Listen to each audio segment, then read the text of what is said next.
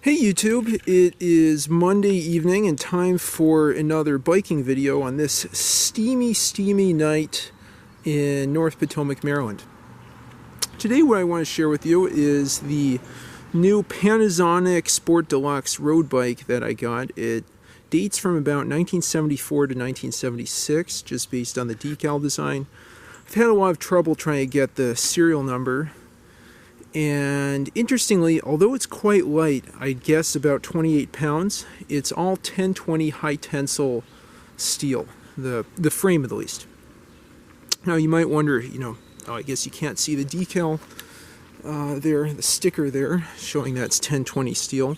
Now you might wonder why, a 1020 high tensile steel road bike would be so light. And there's a good reason for that. That reason is aluminum alloy rims. These are Sun CRT rims that the bike came with.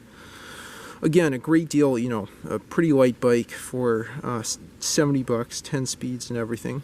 But anyway, so these aluminum rims get the weight down from 31, 32 pounds probably to 28 or so. It's definitely a lot lighter than the, the Schwinn Collegiate electroforged bike that's at least 40 pounds. Let's see, so it was pretty much good to go when I got it. I just replaced the rim tape on the front that was disintegrating and causing flats. The tires also are super nice, speaking of the wheels.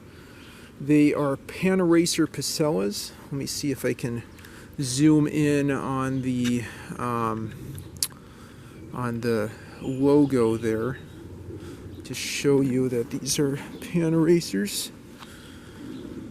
Not as easy as I thought. Yeah, oh, here we go. It'll be upside down, but you should be able to see that these are Panaracers. Very nice tires. You can pump them up to 90 psi.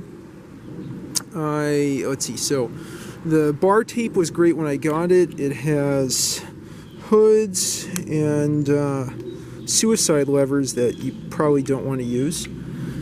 I added a bell for safety, little quite bright LED light also for safety, and then a mount for a bike computer here.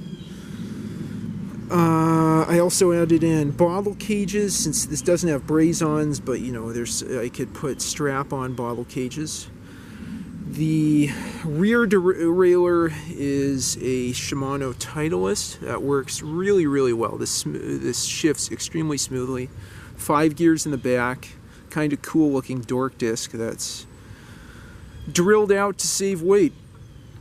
And then going from the seat stays here over to the bottom bracket, you can see the front derailleur. That is Shimano Thunderbird, I think, or ETD Thunderbird. Let's see what kinds of cracks. Yeah, Shimano tourney cranks as well as brakes. They're quite a little squeaky right now, but they're pretty effective. Down tube shifters. I'm going to be not doing too much work on the bike, but I am going to replace put new decals on. That's not a hard process. Yeah, so Shimano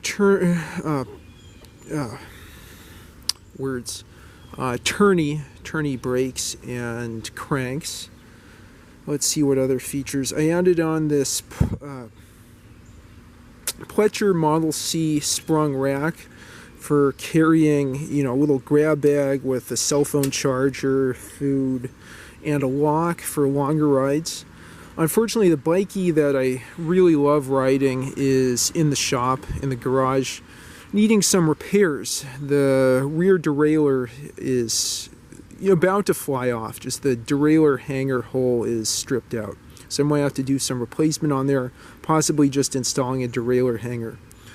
I've ridden this a few times now to Germantown, Rockville, and Poolesville, not far from North Potomac, and it rides really nice. I averaged 16.1 miles an hour over 26 miles round trip to Poolesville, so I'm quite pleased with the ride, quite pleased with the performance.